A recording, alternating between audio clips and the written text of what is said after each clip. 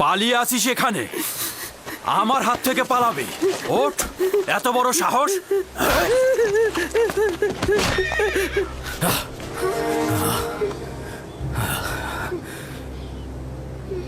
কি হলো আমার?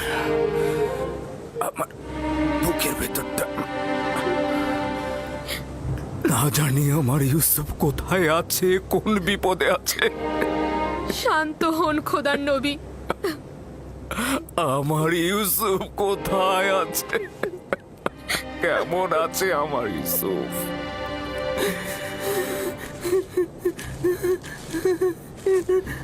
এখন দেখি তুই কি করে পালিয়ে যাস।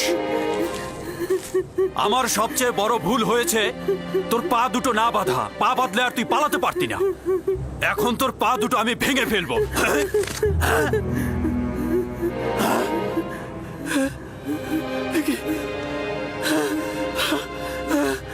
আমার হাত, আমার হাত।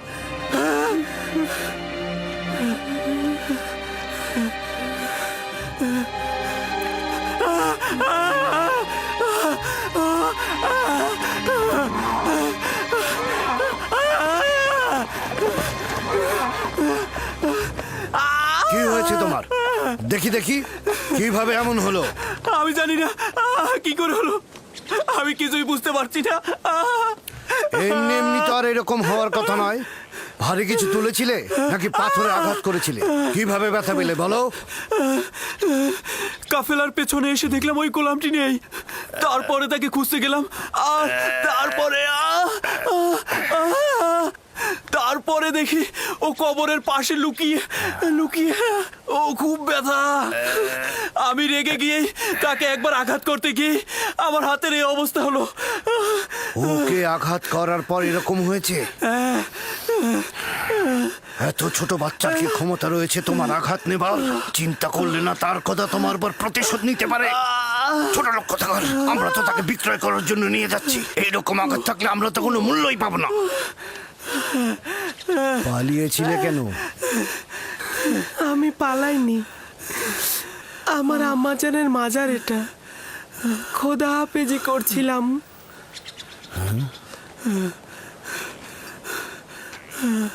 গোলামের নাম নিশানা নেই, কিন্তু জাঁকজমকপূর্ণ কবর দেখছি।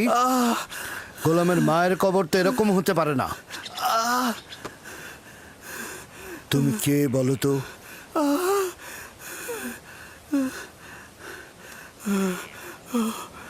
আঘাতটা খুব বেশি লেগেছে না?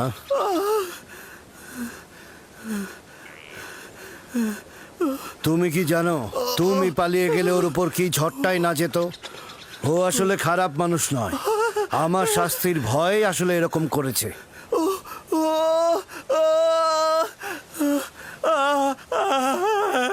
তাকে কি তুমি এখন ঘৃণা করছো? আমাকে ঘৃণা করতে শেখানো হয়নি। সাব্বাস পুত্র। যদি তাকে তুমি ক্ষমা করো তাহলে আমি তোমার বাঁধন খুলে দেব। আমাকে আর আঘাত করবে না তো?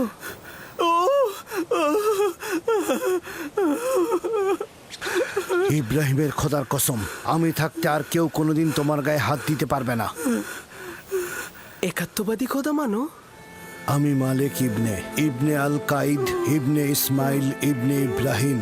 আমি ইসমাইল জাবিউল্লাহর বংশধর। তুমি কার সন্তান? আমিও সন্তান। কার সন্তান? আমি কূপের সন্তান। তাহলে বলতে চাচ্ছ না কে তোমার পিতা? বললাম তো আমি কূপেরই সন্তান। তুমি কালকে যে কূপটা দেখেছ, আমি সেখানেই জন্মেছি। হকের বার্তাবাহক আমার উপরে জাহির। আমি আর তোমাকে কখনো পরিচয় জিজ্ঞেস করব না। ইচ্ছে হলে পরিচয় দেবে, না হলে দেবে না। কিন্তু ওকে তুমি ক্ষমা করে দাও।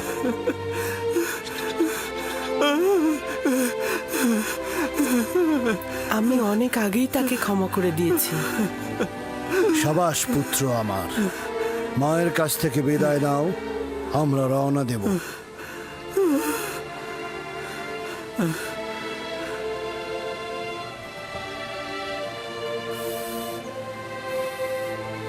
সবাই প্রস্তুত হও, আমরা এখনই রওনা করব।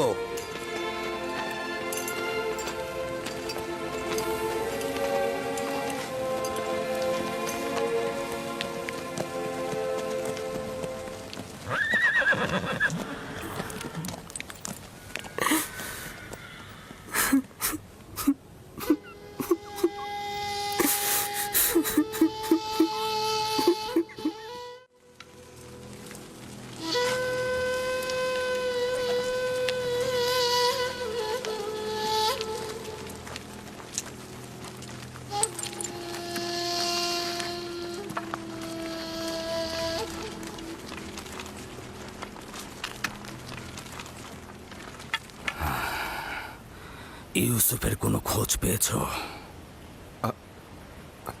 তার মানে কি ও হারিয়ে গেছে? আপনারা কেন জখম হয়েছেন?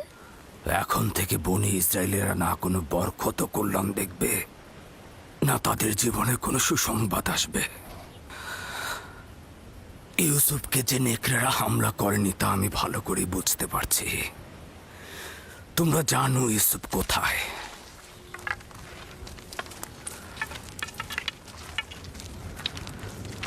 লাভি, আমি তোমার কাছে ইউসুফকে অর্পণ করেছিলাম। তুমি না থাকলে আমি ইউসুফকে মরুভূমিতে পাঠাতাম না। তুমি কেন ওর লক্ষ্য রাখলে না? লাভি, ইউসুফ কোথায় বলো? আমি জানি তোমরা জানো ইউসুফ কোথায়। বলো ইউসুফ কোথায়? আমার ইউসুফকে এনে দাও, আমার ইউসুফকে এনে দাও, ইউসুফকে এনে দাও আমার। আমার ইউসুফ কোথায়? কোথায় আমার ইউসুফ? আমার ইউসুফকে এনে লিয়া, দাও, এসব বন্ধ করো। আমার ইউসুফকে এনে দাও, আমার ওকে ছেড়ে দাও লিয়া, ইউসুফ। ছেড়ে দাও। এসব করে কি লাভ আর? আমার এসব ইউসুফ। করে কোনো লাভ নেই। ছেলেটার কিছু বিষয় আমার অদ্ভুত লেগেছে, জানি না তোমরা লক্ষ্য করেছো কিনা।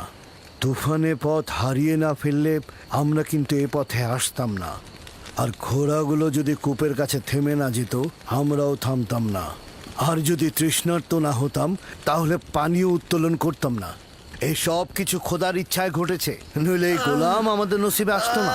যা তোমার রিজিকে থাকবে তা তুমি পাবেই, সেটা তুমি চাও বা না চাও।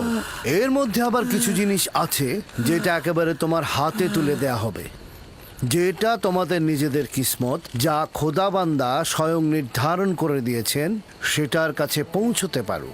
খোদা তালার অশেষ রহমতে এই সফরে এই গোলাম আমাদের নসিবে ছিল।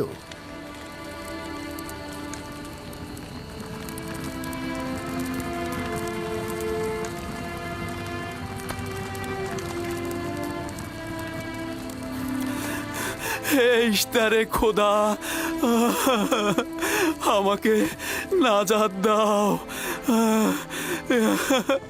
হে ইশতারে খোদা, আমাকে নাজাত দাও।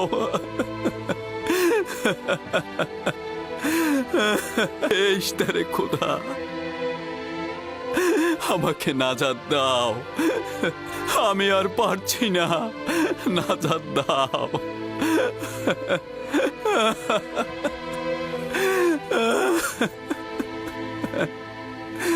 নাজাত দাও।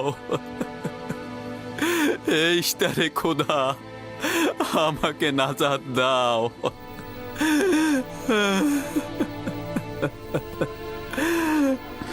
হে মহান ইশতার, নাজাত দাও, আমাকে নাজাত দাও। এই ব্যথা আমাকে কতল করে দিচ্ছে। আমাকে নাজাত দাও। এই ইশতারে খোদা, এই ব্যথা থেকে মুক্তি দাও।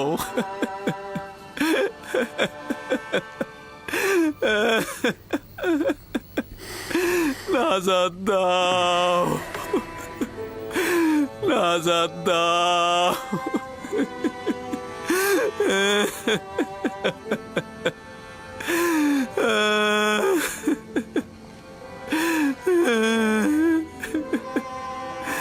আমাকে এই ব্যথা আমাকে কতল করে দিচ্ছে। আমাকে মুক্তি দাও, মুক্তি দাও।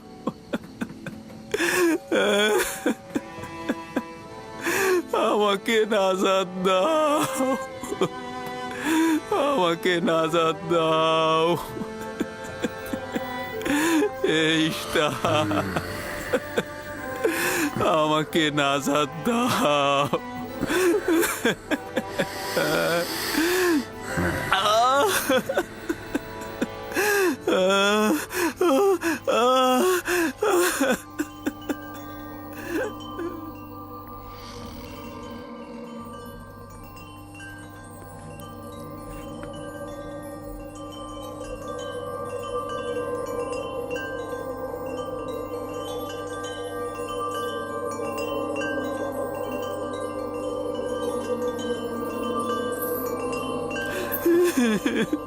আমাকে মুক্তি দাও, এই ব্যথা থেকে মুক্তি দাও।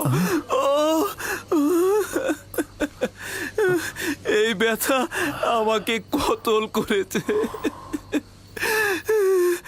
আমাকে নাজাত দাও।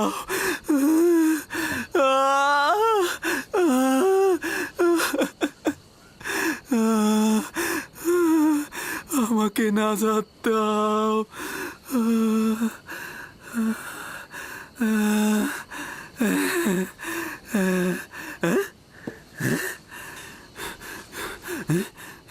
তুমি কি করলে?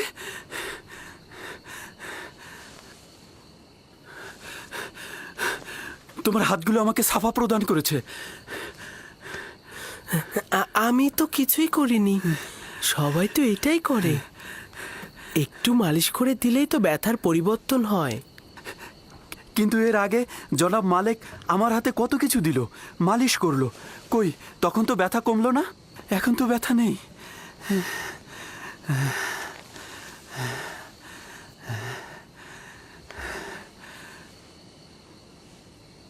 আসমানের দিকে তাকিয়েছিলে। তুমি কি তারকা পূজারী? তারকা যা দিনের বেলায় দেখা যায় না, তাকে কি পূজা করা যায়? যদি তাই হয় তাহলে চন্দ্র আর সূর্যকেও পূজা করো না। কেননা চন্দ্র দিনের বেলায় আর সূর্য রাতে অদৃশ্য হয়ে যায়। এই সব কিছু সৃষ্টির মূলেই আমার খোদা। তিনি অনন্তকালের খোদা, এক এবং অদ্বিতীয়। তুমি দেখছি ছোটকাল থেকেই আমাদের খোদার চেয়ে আরো উত্তম খোদা নির্বাচন করেছ। তোমার খোদা এমনই, যিনি তোমাকে ভালোবাসেন, আবার তোমার দোয়াও কবুল করে নেন। আর এটাও নাকি মাবুদ? কত কষ্ট সহ্য করলাম, এত আহাজারি করলাম, কিন্তু কিছুই করতে পারলো না। তুমি আমার ব্যথা লাঘব করেছো, আমি তোমার কাছে কৃতজ্ঞ।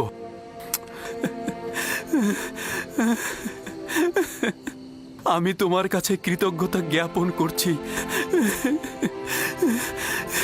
এই কয়েক ঘন্টায় ব্যথায় আমার জান যাবার উপক্রম হয়েছিল। আমি তোমাকে চর মারার জন্য তোমার কাছে ক্ষমা প্রার্থনা করছি। চরটি ভালো ছিল। যদি চর আপনার হেদায়েতের কারণ হয় তাহলে আমি সন্তুষ্ট। এই এলাকার অধিবাসী হিসেবে এখানকার সব পথ সম্পর্কে আমি অবগত। প্রতিবার আমি কাফেলারদের পথ দেখাই, কিন্তু এবার মনে হচ্ছে তুমি আমাদের পথ দেখাবে। হেদায়েত তার হাতে। তিনি যাকে চাইবে হেদায়েত করবে, যাকে চাইবে না হেদায়েত করবে না, তাকে অন্ধকারে ডুবিয়ে রাখবে।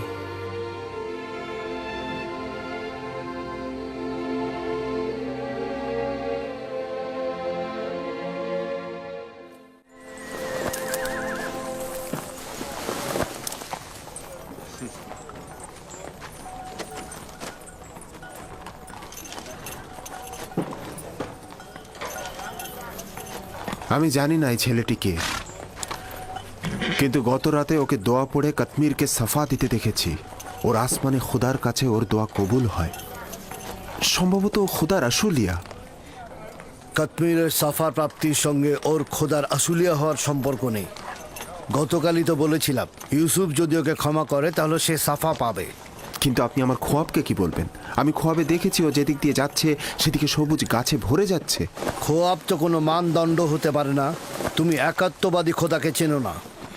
কেউ যদি জুলুম করে সে শাস্তি পাবেই, তাকে অবশ্যই খোদাবন্ধ শাস্তি দেবে, হয় এই দুনিয়ায় নয়তো পরের দুনিয়াতে। জুলুমকারীর শাস্তি অবশ্যই হবে।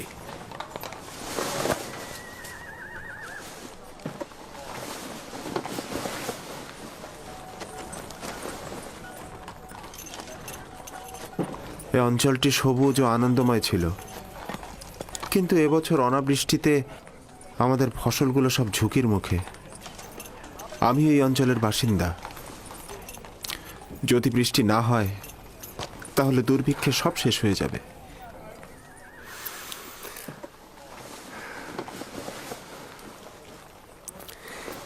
খোদাবান তার বান্দাদের উপরে রহম করবেন।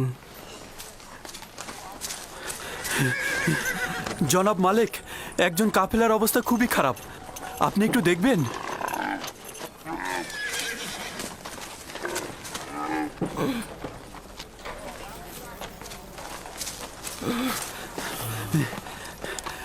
জনাব মালিক, উনি আগে থেকে বিমার ছিলেন, কিন্তু আজকে খুবই খারাপ অবস্থা।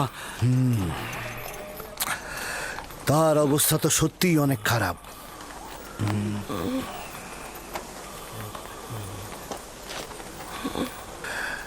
তার তো নিঃশ্বাস আসছে আর যাচ্ছে।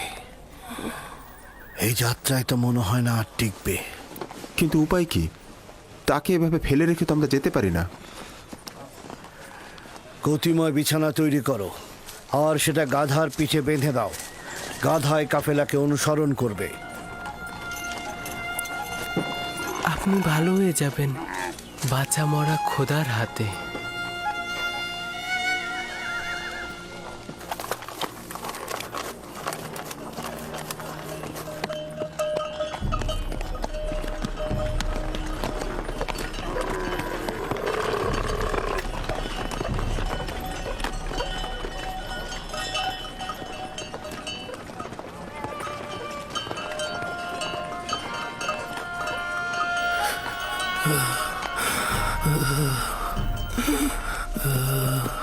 প্রিয় পুত্র আমার, আমার আর সময় বেশি নেই। আমি আর বেশিক্ষণ বাঁচব না। তুমি চলে যাও, আমি মারা পড়বো। আমি আছি আপনার কিনারায়। চলে যাও। আপনি উত্তেজিত হবেন না। মৃত্যু ও জীবন খোদার হাতে। তিনি কাউকে নিরাশ করেন না।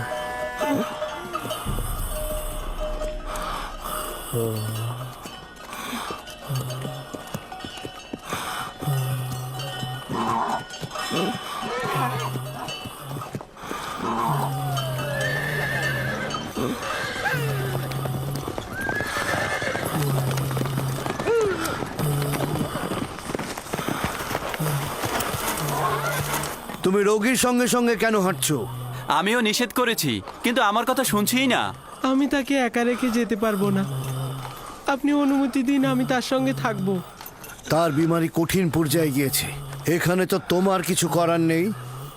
খোদাবান সাহায্যকারীদের ভালোবাসে, আপনি চিন্তিত হবেন না। লক্ষ্য রেখো ওর দিকে।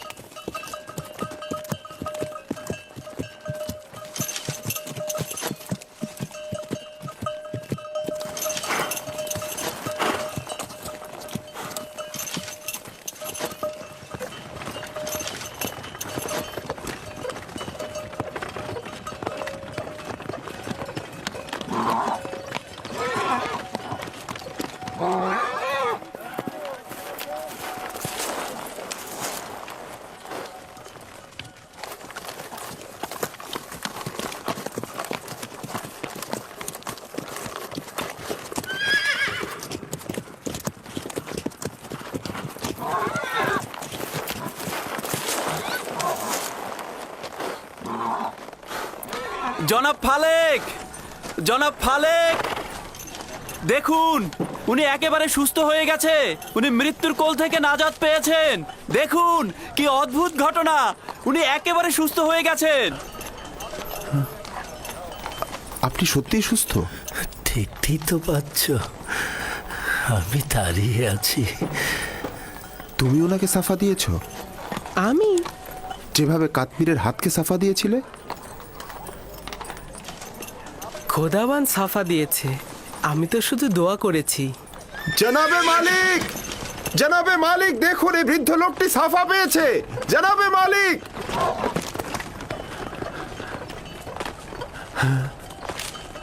আচ্ছা তুমি এই বিমার লোকটির সাথে থাকার জন্য কেন জোরাজুরি করছিলে? আমিও তোমার মতো পথ প্রদর্শক। ভালো প্রদর্শক সেই যে সুস্থভাবে কাফেলারদের মাকসাদে পৌঁছে দেয়।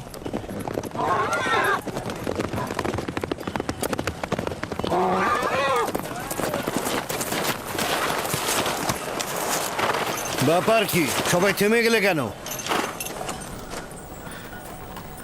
ইউসুফ আমাকে বলল এই গতিময় বিছানা থেকে নেমে এসো। আমি নেমে আসলাম। তুমি তো দেখতেই পাচ্ছ আমি এখন সম্পূর্ণ সুস্থ।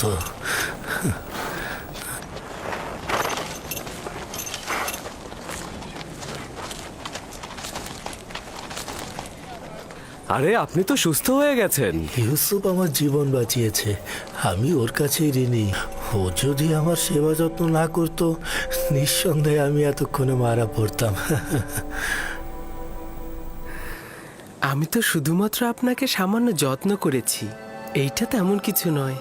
উনি তো একেবারে মৃত্যু শয্যায় ছিলেন, ওনার বাঁচার কোনো আশাই ছিল না। আমি জানি না তোমার খোদা কেমন খোদা, শুধু এইটুকু জানি তিনি অনেক শক্তিশালী আর তোমাকে অনেক ভালোবাসেন। তুমি আমার জন্য দোয়া করলে আর তোমার দোয়াতেই আমি ভালো হয়ে গেলাম। তোমার খোদা তোমার দোয়া কবুল করে আমাকে সুস্থ করে দিলেন।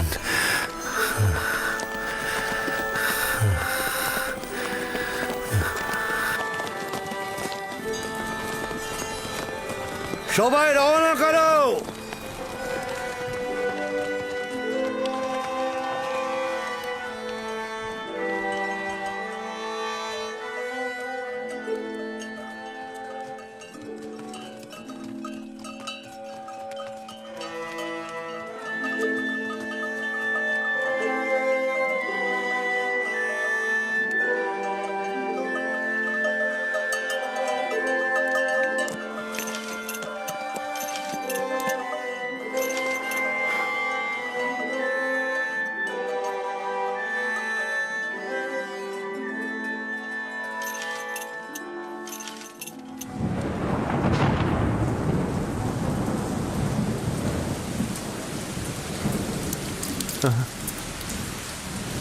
এই বৃষ্টি নিশ্চয়ই ইউসুফের ওসিলাই হচ্ছে।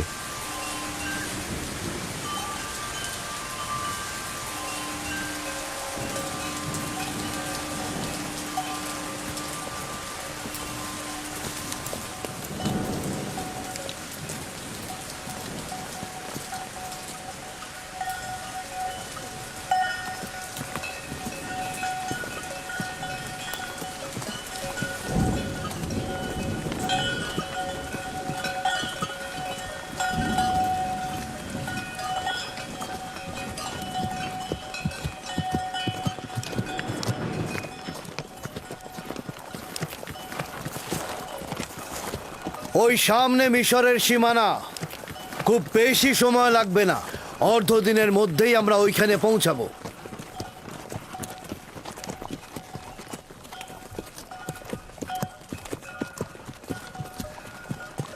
এখন পর্যন্ত যে আসলাম সীমান্ত রক্ষিত দেখিনি।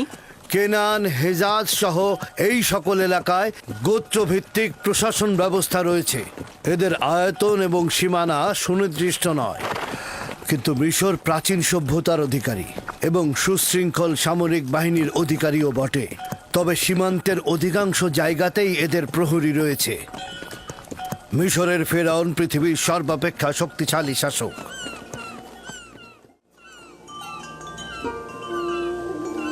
খোদাবান, আমি নিজেকে তোমার উপরে অর্পণ করেছি। এখানে তুমি ছাড়া আমার আর কেউ নেই।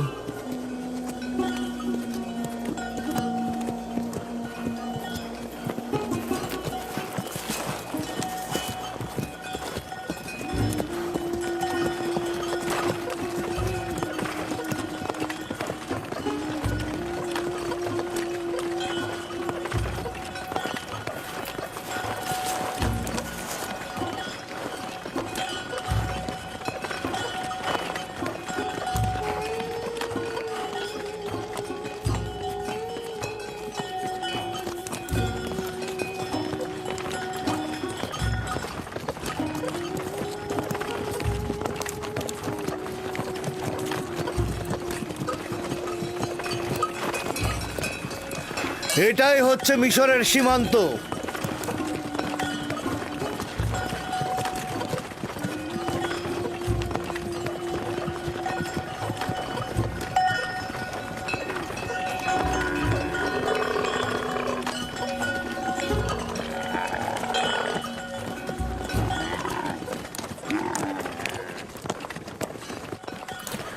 জানি না কোথায় যাচ্ছি, এই অজানা গন্তব্যে খোদা তাআলা তুমি আমার সহায়।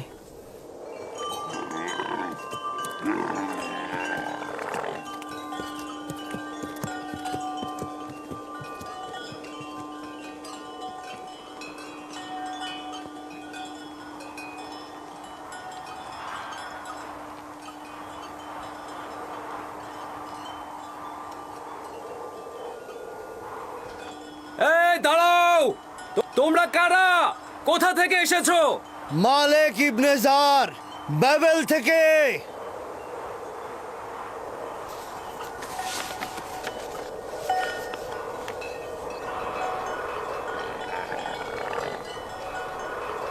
তোমরা যেতে পারো। চলো।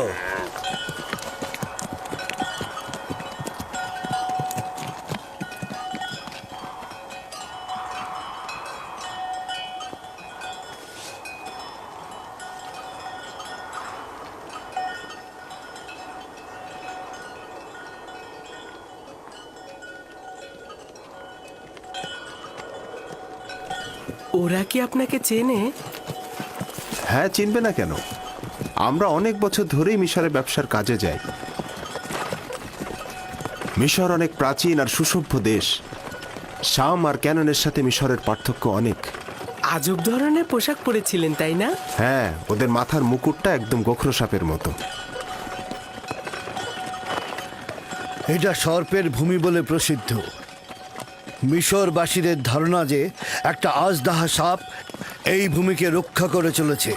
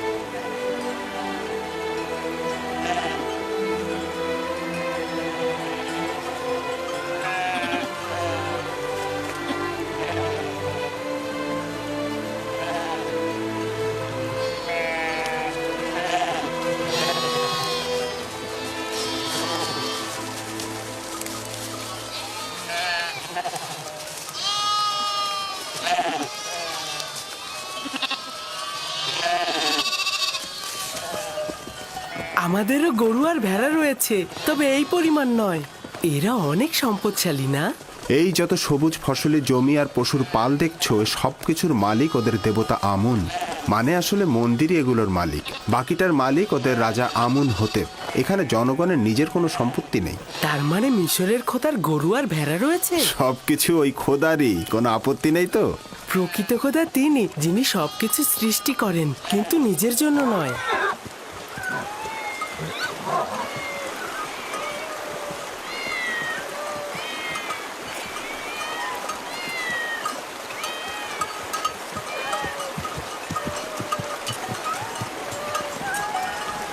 এই বিড়ালগুলো এখানে কি করছে?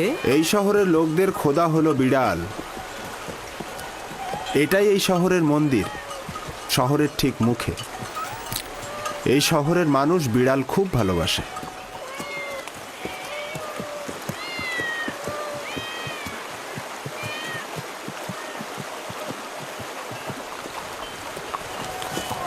কি ব্যাপার, আমার দিকে ভাবে তাকিয়ে আছো কেন? আমি কিন্তু বিড়াল পূজারী নই। আর অন্য সবার খোদা তোমার খোদার মতন ত্রুটিহীন আর অতুলনীয় নয়। জনাবে মালিক, এই শহরের খোদা হচ্ছে বিড়াল, তারা আবার খাবারও খায়।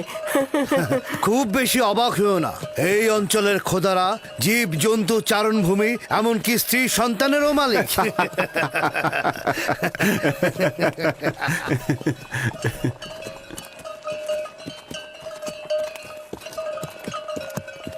তার মানে মিশরে একাত্মবাদী খোদার ইবাদত হয় না?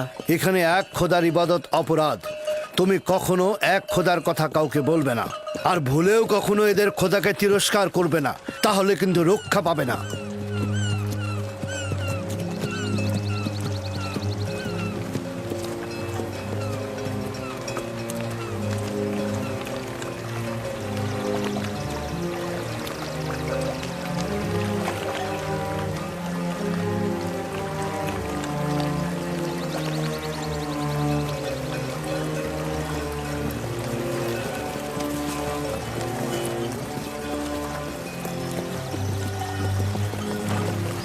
কত বড় নদী! এটা কি নীল নদ? এটা ছোট নীল, নীলেরই একটা শাখা। নীল নদ এর চেয়ে আরো অনেক বড় আর পবিত্র।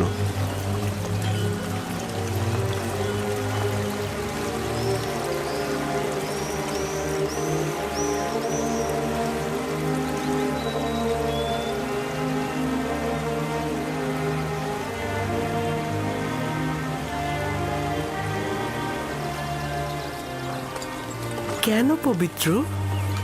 মিশরের লোকজন সবকিছুই নীল নদ থেকে পেয়েছে। নীল নদ না থাকলে মিশরও থাকতো না। তবে এখনো কেউ এই নীলের সূচনা স্থল দেখেনি। বলা হয় মিশরের খোদা এর উৎপত্তি স্থলটা জানেন। এই নদী দক্ষিণ দিক থেকে উত্তরে প্রবাহিত হয়েছে এবং ভূমধ্য সাগরে গিয়ে মিশেছে। আমরা এখন উত্তর থেকে দক্ষিণে প্রাচীন শহর টেবসের দিকে যাচ্ছি। তেবস আমন খোদার শহর।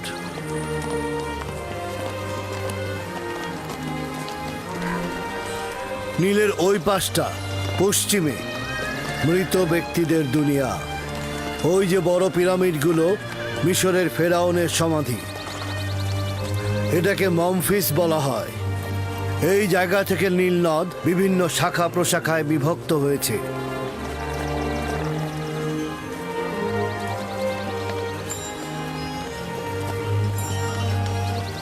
যদি ইউসুফকে মিশরের একজন সম্পদশালী ব্যক্তির কাছে বিক্রয় করি, তাহলে ইউসুফও যেমন প্রশান্তি ও নেয়ামত পাবে, তেমনি আমরাও অধিক লাভবান হব। আফসোস, যদি ইউসুফকে বিক্রি না করা লাগতো। সেটা সম্ভব নয়।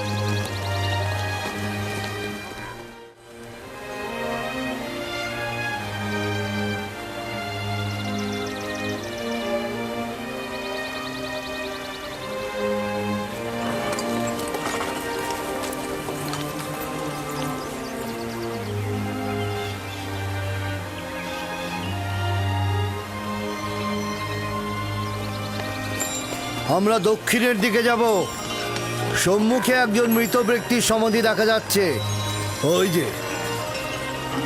ওই যে পশ্চিম দিকে দেখো।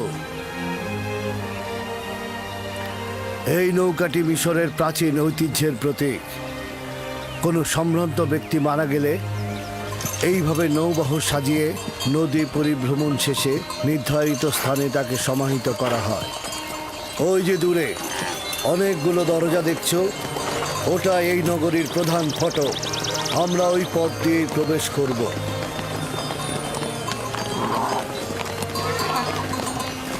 এই হলো 100 দরজা বিশিষ্ট তেবস শহর। 100 দরজা? আসলে দরজা 10টার বেশি নেই, কিন্তু মুসাফিরগণ এই শহরকে তাদের নিজেদের চোখে দেখে। তারা তাদের শহরে ফিরে এই 10 দরজাকে 100 দরজা বানিয়ে বলে।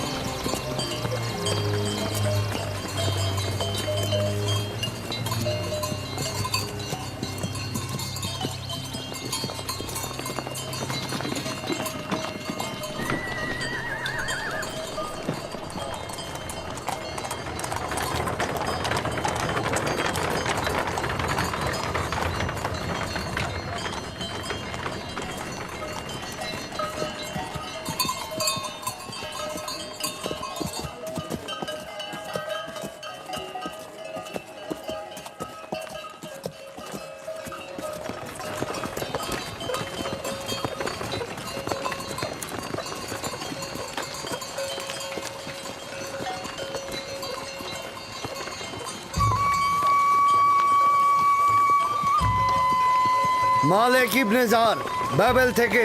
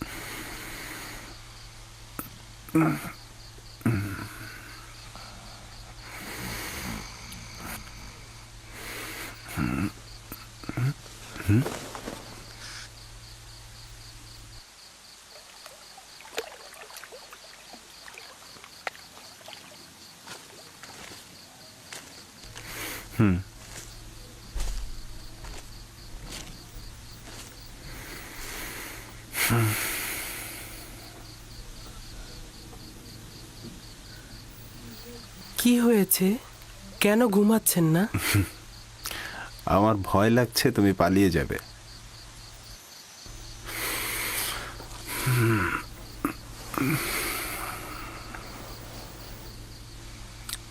আসলে তুমি কে? তুমি খুব সাধারণ কেউ না। আমি তো পূর্বেও এর উত্তর দিয়েছি।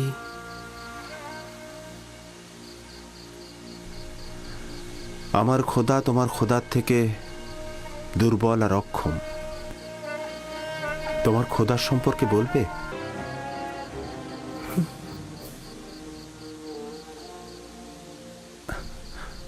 তোমার খোদা হাজির, তোমার খোদা নাজির। আমি সবখানে তার অনুগ্রহ দেখেছি। কত সহজেই তুমি তার সাথে সম্পর্ক স্থাপন করো। সে তোমার ডাকে সাড়া দেয়, তোমার দোয়া কবুল করে। তোমার অন্য ইনসানের সাথে কুদরতের পার্থক্য রয়েছে। তুমি কে? খোদা ভালো কাজে সাড়া দেয়, সহযোগিতা করে। তোমার এই খোদাটা কে যে সব জায়গায় তোমার সহযোগী? তুমি তো এতক্ষণ তার বর্ণনায় দিলে। তার প্রতি আমি ঈমান আনতে চাই। তুমি ঈমান এনেছো, তার প্রতি তো তোমার ঈমান রয়েছে। আমার ঈমান রয়েছে?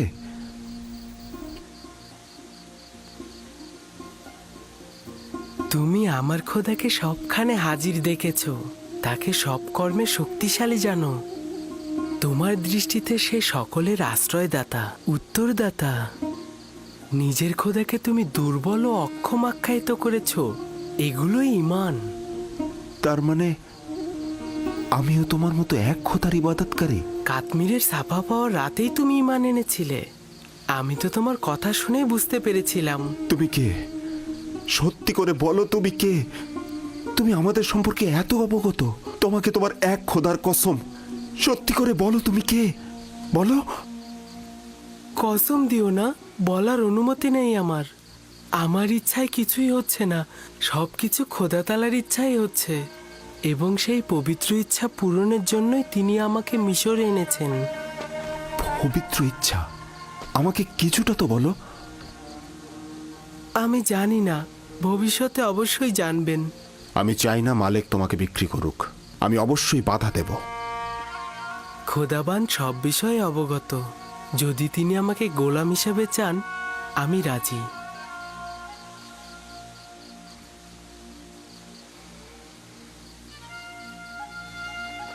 খোদাবান সকলকে ভালোবাসেন, সকলের দিকে লক্ষ্য রাখেন। এখনো বলবে না তোমার পিতার নাম? আপনাকে বলেছি তো, আমি কূপের সন্তান। যে কূপ থেকে তোমাকে বের করেছি? ঠিক আছে, বলো না। একদিন তো অবশ্যই জানতে পারবো।